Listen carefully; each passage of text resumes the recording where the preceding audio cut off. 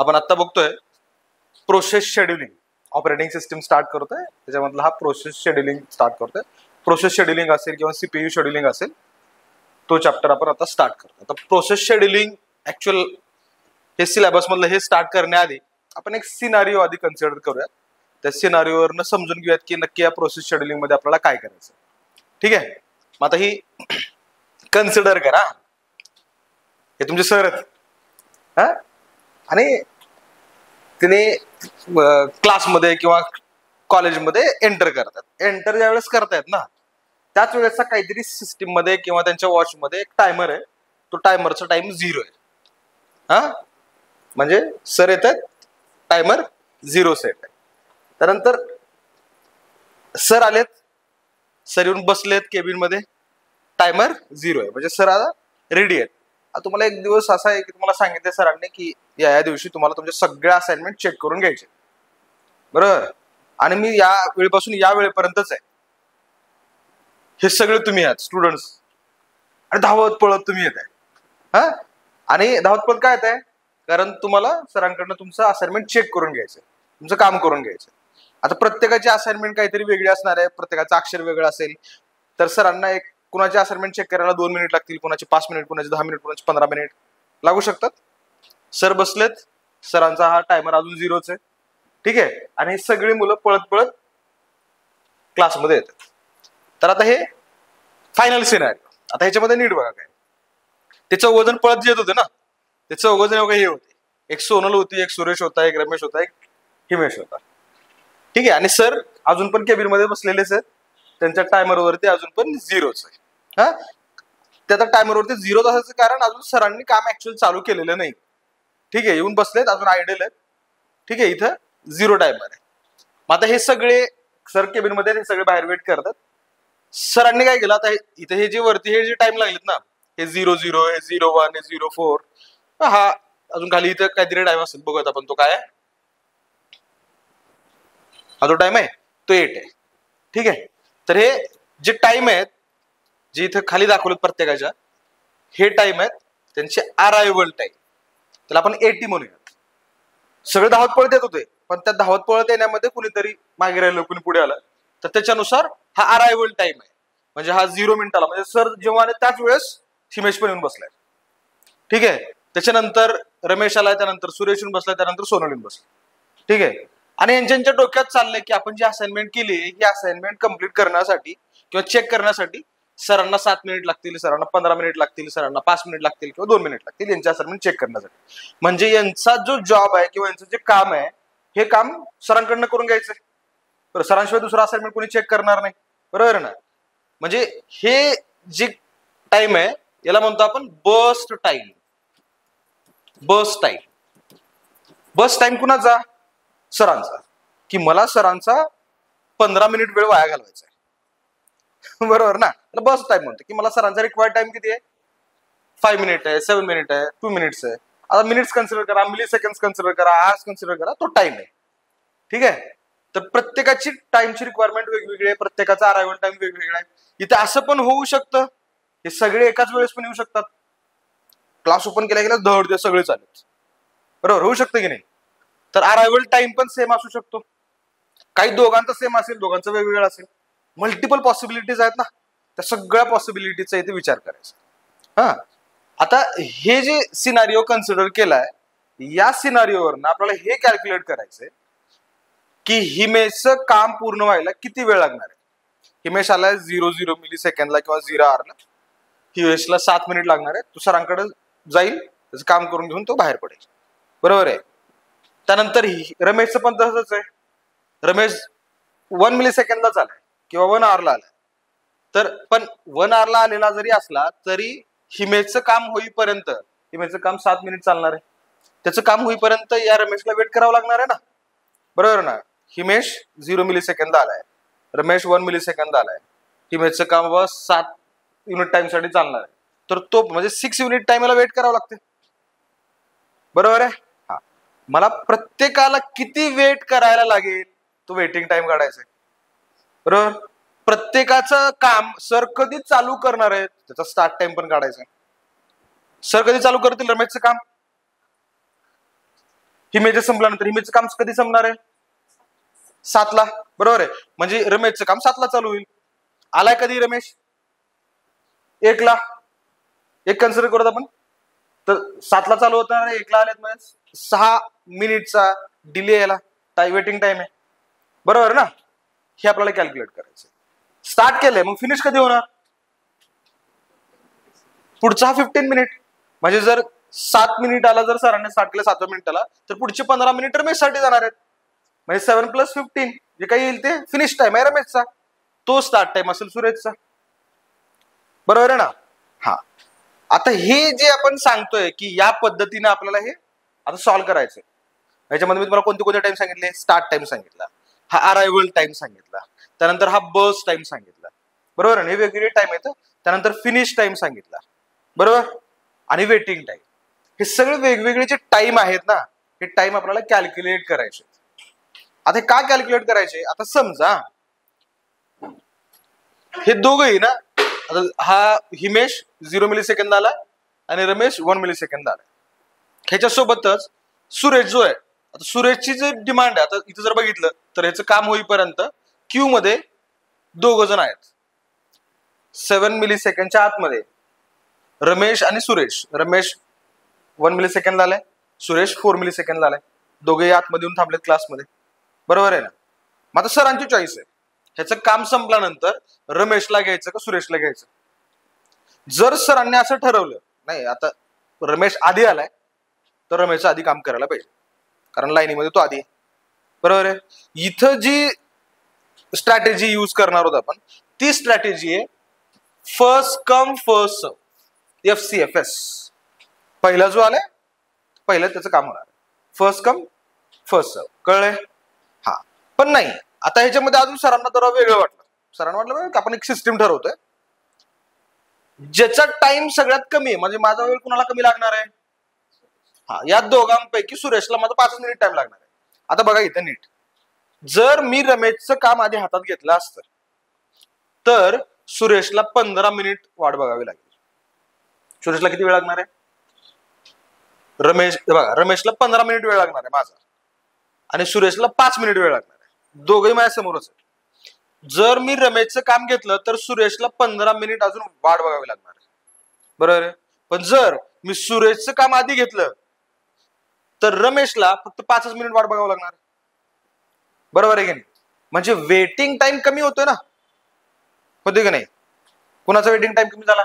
ह्याला ओव्हरऑल सिस्टीमचा जर बघितला तर ओव्हरऑल सिस्टीमचा वेटिंग टाइम माझा कमी होणार आहे. रमेशला 5 मिनिट वाट बघायची, पण सुरेशला 15 मिनिट वाट बघायची. मग मी काय म्हणणार, रमेश जरा थांब, ह्याचं 5 मिनिटाचं काम आहे, आधी मी ते करून घेतो, बरोबर, नंतर मी तुझं करतो. मग मी सुरेशचं काम आधी घेतलं. पण मी ते काय ठरवलं, माझ्याकडे हे दोघंही माझ्या समोरून बसलेत. मी आता सोनल बद्दल काही बोललो का? नाही बोललो. का नाही बोललो? कारण सोनल येणारच आहे 0.8 मिलीसेकंदला.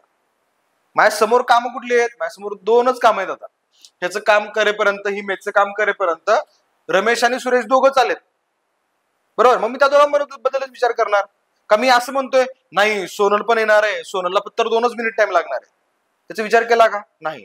म्हणजे मला जे काम करायचंय ते काम करण्यासाठी माझ्याकडे ते काम आधी आलेलं आहे का? रेडी क्यू, म्हणजे बाहेरचा जो पॅसेज आहे ना, हा बाहेरचा पॅसेज आहे रेडी क्यूचा. रेडी क्यू हे सगळ्या टर्म आपण नंतर OS मध्ये प्रोसेसला रिलेट करणार होता. हा सिनारिओ समजला तर तुम्हाला हा चॅप्टर अख्खा समजला, ठीक आहे. हे कळलंय? आता मी तुम्हाला इथं कुठली स्ट्रॅटेजी सांगितली? मी रमेशचं काम न घेता मी सुरेशचं काम घेतोय. का घेतोय? हा, कमी टाइम, बस टाइम. म्हणजे सुरेशला रिक्वायर्ड जो बस टाइम आहे ना, तो बस टाइम कमी आहे ऍज कम्पेअर्ड टू रमेश, आणि दोघंही माझ्याकडे अवेलेबल आहेत, म्हणून मी दोघांपैकी चॉईस करतो. तुम्ही म्हणाल सोनलचा 2च मिनिट आहे, तिला घेत नाही कारण ती अजून आलेलीच नाही, बरोबर आहे. मग अवेलेबल जे काही जॉब आहेत माझ्याकडे त्यापैकी मी जो मिनिमम आहे तो सिलेक्ट करतोय. म्हणजे त्याला म्हणतो मी shortest job first, SJF, shortest job first. कळलंय? हा. आता तिसरा सिनारिओ, थर्ड. हे दोघे ठीक आहेत, दोघं तिघे सगळे जे काही आहेत तेवढे आता अगोदर येऊन बसलेत, समोर आहेत माझ्या. ह्याला 15 मिनिट वेळ लागणार, याला 5 मिनिट लागणार आहे, याचा 7 मिनिट वेळ आहे, बरोबर. पण रमेश जो आहे ना, ह्याला ऑफिसला जायला उशीर होतो, घाई होती. त्याचं म्हणणं काय, सर माझं अगोदर लवकर चेक करा, माझं ऑफिस आहे किंवा मला इंटरव्ह्यूला जायचंय. बरोबर आहे. हा, म्हणून तो सुटात बुटात आलाय, त्याला इंटरव्ह्यूला जायचंय. 15 मिनिट जरी टाइम लागत असला त्याला, हा दोघांपेक्षा पण जास्त आहे. बरोबर. म्हणजे आता दोघांपेक्षा म्हणण्यापेक्षा या दोघांमध्येच कन्सिडर करून, कारण हा आधी आलेला आहे. हा जेव्हा आला होता तेव्हा हे दोघं पण नव्हते. बरोबर आहे. तर आता इथे जो रमेश आहे त्याला जरी रिक्वायर्ड टाइम जास्त असला तरी आपण त्याला आधी घेणार आहोत. का? कारण त्याची प्रायोरिटी जास्त आहे. काय प्रायोरिटी? त्याला लवकर इंटरव्ह्यूला जायचंय. आपण इथे काय ठरवलं? प्रायोरिटी. म्हणजे त्याला कितीही टाइम लागू दे, पण त्याचा जॉब आपण आधी काय घेतोय? कारण त्याची प्रायोरिटी जास्त आहे. बरोबर आहे. आपण थर्ड जो सिनारिओ घेतला तो घेतला प्रायोरिटीचा. कळतंय? हा. त्याच्यानंतर आता मी असं ठरवलं नाही, एकालाच कुणाला तरी वाट बघत बसावं लागतंय, बाकीची एकाच हो एक्झिक्युशन होते, असं नाही करायचं. सगळ्यांनाच चांगलं वाटलं पाहिजे. मग मी काय ठरवतो, प्रत्येकासाठी 2-2 मिनिटाचा टाइम मी सेट करतो. हा, मी हिमेशचं काम आधी घेईन, त्याचं टोटल टाइम किती आहे? 7 मिनिट हे लागणार एक्झिक्यूट व्हायला किंवा असाइनमेंट सगळं चेक करायला. तर याला मी आधी 2 मिनिट देईन, मग त्याला थांबवेन, ह्याला 2 मिनिट देईन, याला पण थांबवेन, याला 2 मिनिट देईन, याला पण थांबवेन. बरोबर आहे. आणि प्रत्येकाचं 1-2 मिनिटाची सायकल झाली की परत मी हिमेशकडे येईन, परत त्याचे दुसरे 2 मिनिट राऊंड मध्ये सर्क्युलर. कळतंय का? याला म्हणतो आपण round robin, RR, round robin scheduling algorithm. काय आहे? Scheduling algorithm. आता इथं जर काम करणार किंवा असाइनमेंट चेक करण्यासाठी 4 सर बसले असते आणि ते 4ही सर OS शिकवतायत, हा, असं नाही की एक जण जावा शिकवतोय, एक जण OS शिकवतोय, एक जण PHP शिकवतो, नाही, कारण असाइनमेंट एकच आहे. बरोबर आहे. तर 4 OS म्हणजे या सरांच्या 4 कॉपीज आहेत. बरोबर आहे. तर इथं मला हे करत बसावं लागलं असतं, करत बसावं लागलं असतं का? 4 स्टुडंट आहेत, 4 वेगवेगळे सर बसले, आलेत की सगळे 4 गेलेत. इथं मला ह्याला म्हणावं लागतं का, सुरेश थांब, रमेशचं रन करू आधी किंवा रमेशचं काम करू आधी? नाही. हे का करावं लागतं? कारण चेक करणारे जे सर आहेत ना ते कमी आहेत, लिमिटेड आहे. स्टुडंटच्या कंपॅरिझन मध्ये सर कमीच आहेत ना. बरोबर आहे की नाही? जेवढे स्टुडंट आहेत तेवढे सर आणि कॉलेजला परवडेल का? नाही, कारण सरांना पगार द्यावा लागणार आहे, म्हणजे ते कॉस्टली आहे. बरोबर ना? हा, म्हणजे हा रिसोर्स समजूयात आपण. बरोबर ना? किंवा जे काम करणार आहे मेन ते कमी आहे आपल्याकडे, वाढवणं कॉस्टली आहे. कळलंय? हा. आता हे सगळं जे आहे हे सगळं आपण एका ऑपरेटिंग सिस्टीमच्या प्रॉब्लेम मध्ये कन्वर्ट करूयात. बघा, हे कळलं सगळं काय सिनारिओ आहेत. मी तुम्हाला कोणते कोणते स्ट्रॅटेजी सांगितल्या, जसं आलाय तसंच घ्यायचं, फर्स्ट कम फर्स्ट सर्व. बरोबर आहे. पहिला सिनारिओ. दुसरा काय सांगितला, ज्याला कमी टाइम लागणार आहे त्याचं काम आधी कमी करून टाकायचं. ते काय झालं? Shortage job first. त्याच्यानंतर मी काय कन्सिडर केलं, नंतर जरी टाइम जरी जास्त लागत असला पण तो आला माझ्याकडे, पण त्याची प्रायोरिटी जास्त आहे, त्याला लवकर जायचं बाहेर, तर आपण प्रायोरिटी कन्सिडर करून त्याचं काम आधी करणार आहोत किंवा मी सगळ्यांना 2-2 मिनिट देणार आहे, राऊंड रॉबिन. तरी वेगवेगळ्या स्ट्रॅटेजीज आहेत. आता याच्यामध्ये अजून परत 2 सब कॅटेगरीज येतात.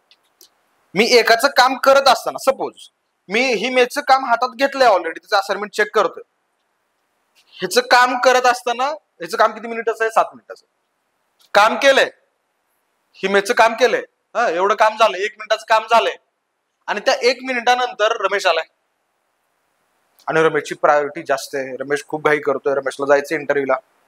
मग मी काय करतो, मी ही मेथचं काम थांबवतो, बरोबर आहे, आणि रमेशचं काम घेतो.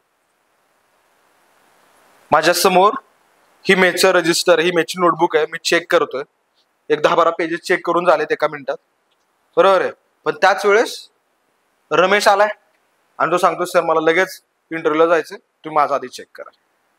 बरोबर आहे. मग मी काय केलं, ही मेथचं जे काम होतं, ही मेथच्या जिथपर्यंत काम झालंय त्याचा स्टेटस सेव्ह केला, म्हणजे पेन घेतला, त्याच्यामध्ये ठेवला जिथपर्यंत आलाय आणि ती वही बाजूला ठेवली. बरोबर आहे. आणि मी रमेशचं काम हातात घेतलं, म्हणजे याला काय म्हणतो आपण, ब्रेक केलंय आणि दुसरं काम हातात घेतलंय, त्याला म्हणतो आपण प्रिएम्प्शन. काय म्हणतो त्याला आपण? प्रिएम्प्शन. प्रियम्शन. तर हे प्रियम्शन केलं मी. एक प्रोसेस ब्रेक करतोय आणि दुसऱ्याचं एक्झिक्युशन स्टार्ट करतोय. मी हिमेजचं काम थांबवलंय आणि मी रमेशचं काम हातात घेतलंय. पण जेव्हा मी काम थांबवतोय हिमेजचं, तेव्हा त्या जे झालेलं काम आहे त्याचा स्टेटस सेव्ह करून ठेवतोय ना, बरोबर आहे. तो स्टेटस सेव्ह केला पाहिजे. जर नाही केला मी तर काय होईल, मला परत जेव्हा मी परत हिमेजचं काम हातात घेईन तेव्हा मला बघावं लागेल कुठपर्यंत चेक केलंय सुरुवातीपासून. चेकिंग मध्ये परत मला वेळ जाईल, बरोबर ना. आपल्याला ते पण करायचं, आपल्याला त्याचा स्टेटस सेव्ह करून ठेवायचं आणि मग रमेशचं काम घ्यायचं. हे सगळं व्यवस्थित लक्षात ठेवा. हा, हे कळलंय. मग आता हे प्रिएम्प्ट जे केलं, म्हणजे मी हिमेजचं जे काम थांबवलं ना, प्रिएम्प्ट जे केलंय, तर ते प्रिएम्प्शन शॉर्टेज जॉब मध्ये पण असतं, प्रायोरिटी मध्ये पण असतं आणि राऊंड रॉबिन मध्ये बाय डिफॉल्ट असतं. राऊंड रॉबिन मध्ये मी काय करतोय, 2 मिनिट एकाचं काम करतोय, थांबवतोय, परत दुसरं 2 मिनिट दुसऱ्याचं काम करतोय, परत थांबवतोय. इथं ब्रेकिंग बाय डिफॉल्ट आहेच ना राऊंड रॉबिन मध्ये, RR मध्ये. पण प्रायोरिटी मध्ये मी रमेशचं काम करत असताना सुरेश पण आलाय आणि सुरेशची प्रायोरिटी रमेशपेक्षा पण जास्त आहे. होऊ शकतं ना, बरोबर आहे. मग त्या केसमध्ये मी रमेशचं पण काम थांबवणार. म्हणजे प्रायोरिटी जरी असली तरी तिथं पण मी ब्रेक करू शकतो, बरोबर आहे. मी रमेशचं काम करायला घेतलंय, रमेशला 15 मिनिट वेळ लागणार आहे, त्याच वेळेस सुरेश आलाय, सुरेशला 5 मिनिट वेळ लागणार आहे. ह्याचं काम करून कितीही झालेलं असलं तरी मी सुरेशचं काम घेऊ शकतो, कारण ह्याला अजून कमी टाइम लागणार आहे. माझ्या हातात जे काम आहे सुरेशचं, रमेशचं, त्याला 15 मिनिट लागणार. 15 मिनिट पैकी सपोज 2-3 मिनिट काम झालंय त्याचं, आणि तेव्हाच माझ्याकडे सुरेश आलाय आणि त्याच्या कामाला फक्त अजून 5 मिनिट लागणार. ह्याचा जो रिमेनिंग रिक्वायर्ड टाइम जो आहे तो 13 मिली सेकंड आहे, आणि जो नवीन सुरेश झालाय त्याचा रिक्वायर्ड टाइम किती, 5. तर माझ्याकडे जे हातात काम आहे मी ते पण थांबवू शकतो आणि नवीन दुसऱ्याला घेऊ शकतो. कळतंय का? म्हणजे इथं प्रायोरिटी, शॉर्टेज जॉब फर्स्ट, हे दोघं पण प्रिएम्प्ट होतात, म्हणजे ब्रेकेबल आहेत. कळतंय? आणि हे जे सगळे आहे ना, हे सगळे सीपीयू शेड्युलिंग किंवा प्रोसेस शेड्युलिंग अल्गोरिदम्स आहेत. हा सिनारिओ जर व्यवस्थित कळला असेल तर आपण एक जो तो प्रॉब्लेम आहे ना, तो आपण एका टेबल फॉर्मॅटमध्ये समराईज केलाय. आता काय समरायझेशन? नेम आहे, हिमेश, रमेश, सुरेश, सोनल, बरोबर. प्रत्येकाचा अरायवल टाइम आहे.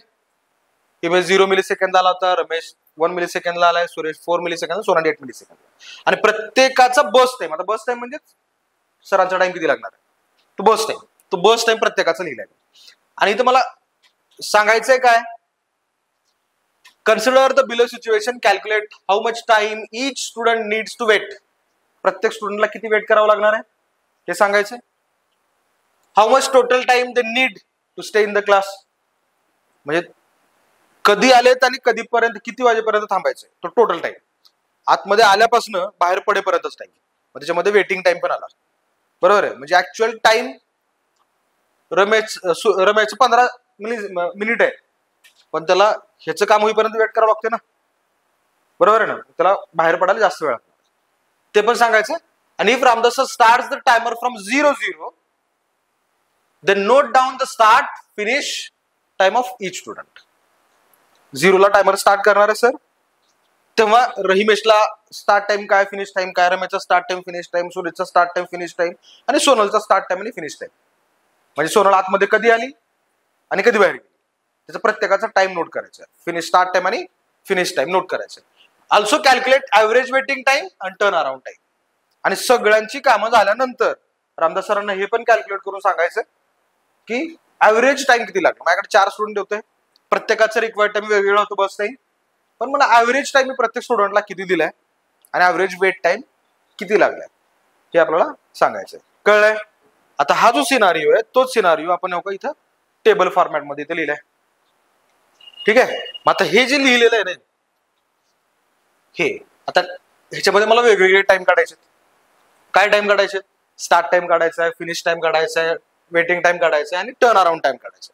आता याच टाइमला आता मी फुल लिहिलंय इथं. नेक्स्ट टाइम मी लिहिताना अरायव्हल टाइमला मी 80 लिहिणार आहे. 80, BT, ST, finish time FT तरी म्हणा किंवा कम्प्लिशन टाइम तरी म्हणा CT, काही म्हणलं तरी चालणार आहे. त्यानंतर वेटिंग टाइम WT आणि टर्न अराउंड टाइम TAT, असे वेगवेगळे टाइम काढायचे. आता हे सगळं कॅल्क्युलेट करण्याआधी मी एक तुमच्या समोर चार्ट ड्रॉ करणार आहे. त्या चार्टला मी म्हणतोय, आता सध्याला आपण चार्ट म्हणूया त्याला. या चार्ट मध्ये हा सरांचा तो टायमर आहे, ज्या टायमर मध्ये 0 वाजलेत आता. ठीक आहे, सरांनी टायमर स्टार्ट केलाय 0. टायमर स्टार्ट झाल्यानंतर इमिजिएटली क्लासमध्ये कोण एंटर करते? हिमेश. दुसरं कोणी आलंय का 0ला? कोणीच नाही. मग सरांकडे दुसरा ऑप्शनच नाही, हिमेशलाच घ्यायचंय. मग इथे हिमेशची जी प्रोसेस आहे किंवा हिमेश जे काम आहे ते सरांनी चालू केलं. हिमेशलाच का सिलेक्ट केलं? कारण हिमेशचा जो अरायव्हल टाइम आहे तो सरांच्या या टायमरला 0 टायमरला मॅच होतो. तो स्टार्ट केला आपण. आणि हिमेशचं जे काम आहे ते 0ला चालू होईल आणि 7ला संपणार आहे. आता 0-7 हे मिली सेकंड मधले टाइम आपण कन्सिडर करू.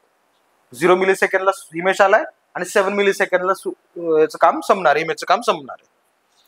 ह्याचं काम चालू असताना कोण कोण आलंय क्लासमध्ये? रमेश आला आणि सुरेश आलाय, बरोबर आहे. ते येऊन क्यू मध्ये थांबलेत, लाईन मध्ये थांबलेत. आता त्या दोघांपैकी कोणाचं काम आपण आधी करणार? जर बघितलं तर याला हा 1 मिली सेकंद आलाय आणि सुरेश 4 मिली सेकंद आलाय. लाईन मध्ये आधी कोण आलाय? रमेश आलाय.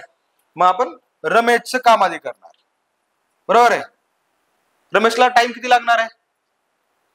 15 मिली सेकंद लागणार आहेत, बरोबर आहे.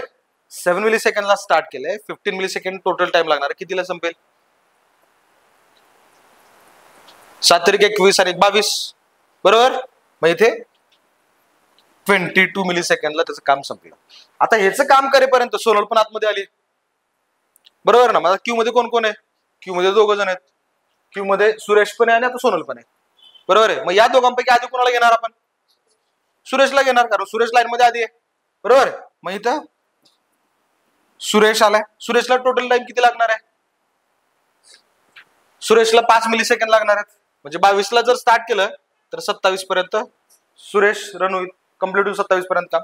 आता राहिलंय कोण? सोनल. सोनलचं काम किती मिली सेकंड साठी आहे? सोनलचं काम 5 मिली सेकंड साठीच आहे. तर 27ला स्टार्ट झालंय, 32ला संपेल, बरोबर आहे. आता हे हा जो चार्ट आपण ड्रॉ केलाय ना, ही टाइम लाईन आहे, बरोबर आहे. आणि या चार्टला आपण गॅन चार्ट म्हणतोय, गॅन चार्ट. ठीक आहे. या चार्ट वरनं मला finish time, waiting time, start time, turn around time हे सगळं काढता येणार. हा चार्ट सगळ्यात जास्त महत्वाचा आहे, बरं का. जर हा चुकला की हे चुकणार आहे. आता हे तुम्हाला मी एकदम इझिएस्ट एक्झाम्पल सांगितलं, पुढे बदलणार आहे. ठीक आहे. चार्ट कळला. आता हिमेशचं काम कधी चालू झालंय? Start time. कधी संपलंय? आता हे लगेच न लिहिता मी काय करतो, आधी सगळ्यांचे स्टार्ट टाइम बघून घेतो. स्टार्ट टाइम बघत असताना मी लेफ्ट हँड साइड बघणार. हिमेशचं 0ला, रमेशचं 7ला, सूर्यचं 22ला, सोनलचं 27ला. स्टार्ट टाइम सगळे लिहून घेऊ. हा, रमेशचा स्टार्ट टाइम 7, सुरेशचा 22 आणि सोनलचा 27, बरोबर. फिनिश टाइम हिमेशचा फिनिश टाइम 7, रमेशचा फिनिश टाइम 22, सुरेशचा 27 आणि सोनलचा 32, बरोबर. हा, ह्याचं काम झालं. आता याच्यावर फिनिश टाइम लिहिलंय, स्टार्ट टाइम लिहिलंय. आता वेटिंग टाइम लिहायचं. तर सांगतील ST - AT मी हा यूज करणार नाही. मी कुठला यूज करणार आहे? मी यूज करणार आहे TAT - BT, turn around time minus burst time. हा, मी हा यूज करणार आहे. तो काय यूज करणार आहे तो तुम्हाला नंतर मी जेव्हा शेड्युलिंग अल्गोरिदम सांगेन व्यवस्थित, प्रीएम्प्टिव्ह आणि नॉन प्रीएम्प्टिव्ह, तेव्हा तुम्हाला लक्षात येईल. आपल्याला कॉमन सगळीकडे हा फॉर्म्युला चालतो. हा फॉर्म्युला फक्त नॉन प्रीएम्प्टिव्ह साठी चालतो, प्रीएम्प्टिव्ह साठी चालत नाही. आपण TAT - BT करणार आहोत, turn around time minus burst time करणार आहोत. आता जर मला TAT - BT करायचं आहे, WT कॅल्क्युलेट करणार असेल, मला आता TAT काढला पाहिजे, बरोबर आहे. आणि TAT म्हणजेच काय असतं? Turn around time. तो काय असतो? आतमध्ये एंटर केल्यापासून बाहेर जाईपर्यंतच टाइम. आतमध्ये एंटर करतो म्हणजे तो अरायव्हल टाइम, बाहेर जातो म्हणजे फिनिश टाइम, म्हणजे त्याच्यामध्ये वेटिंग टाइम पण आला. त्याला म्हणतो आपण FT - AT. TAT जो काढायचा ना आपल्याला, turn around time, FT - AT. म्हणजे तुम्ही आता बँकेत चाललाय, बँकेत एंटर केल्यापासूनचा जो टाइम आहे तो लाईनीमध्ये पण थांबलाय, लाईनमधनं तुमचं काम झालंय, तिथनं बाहेर पण पडलाय, तो टोटल टाइम. म्हणजे 9 वाजता गेलाय बँकेत आणि 10 वाजता बाहेर पडलाय, टोटल 1 तास झाला, 60 मिनिट तुमचा टोटल टर्न अराउंड टाइम झाला. पण त्यातलं ऍक्च्युअल अकाउंटंटच्या समोर तुम्ही जेवढे बसलाय ते 10 मिनिट, म्हणजे ऍक्च्युअल तुमचं जो कामाचा वेळ होती ना किती होती 10 मिनिट, म्हणजे वेटिंग टाइम किती झाला 50 मिनिट. 60 मिनिट तुम्ही टोटल तुमच्या टाइमला लागले, आपलं कामाला लागले. आतमध्ये एंटर केलाय 9 वाजता, बाहेर पडताय 10 वाजता, म्हणजे 60 मिनिट गेले. ऍक्च्युअल काम किती मिनिटाचं होतं 10 मिनिटाचं, म्हणजे 50 मिनिट तुमचे कशात गेलेत वाट बघण्यात गेलेत, वेटिंग टाइम झाला तो. बरोबर ना. मग इथे मी जो टर्न अराउंड टाइम काढतोय तो finish time minus around time. मी 10 वाजता गेलो होतो, 9 वाजता गेलो होतो, 10 वाजता बाहेर पडलो, 10 वाजता माझा फिनिश टाइम 10 मायनस 9, 1 आवर म्हणजे 60 मिनिट होतील असं. तर इथं आपल्याकडे FT आहे 7, AT आहे 0, त्याचा टर्न अराउंड टाइम आहे 7. म्हणजे इमेज आलाय आणि इमेज बाहेर पडलाय, 7 मिनिट, 7 मिली सेकंदला टाइम लागणार. ठीक आहे. तसंच रमेशचं सांगा, FT 22 आहे, AT 1 आहे, म्हणजे टोटल 21 मिली सेकंड. त्यानंतर सुरेशसाठी 27 मायनस 4 23. त्यानंतर सोनलचा 32 मायनस 8 24. बरोबर. हे काय आलं turn around time. Total time किती लागणार आहे ते झालं. आता या WT ला काढायचा, आपला WT TAT minus BT. TAT आहे, BT आहे, BT दिलेलंच आहे, त्याला सिंपल मायनस करायचं. TAT minus BT. 7 मायनस 7 0. म्हणजे जर तुम्ही बघितलं इथं हिमेशला वेटिंग टाइम नाहीच आहे. हिमेश जसं आलाय हे आपण जे काढलंय सगळं, हे वेटिंग टाइम टोटल काढलंय, त्यानंतर टर्न अराउंड टाइम टोटल काढलाय, आणि आपल्याला ऍव्हरेजचे काढायचे. ऍव्हरेज काढत असताना total waiting time divide by number of job हे केल्यानंतर आपल्याला आन्सर मिळाले. हे ऍव्हरेज वेटिंग टाइम. तसंच average turn around time, total turn around time 75 divide by number of job 18.75.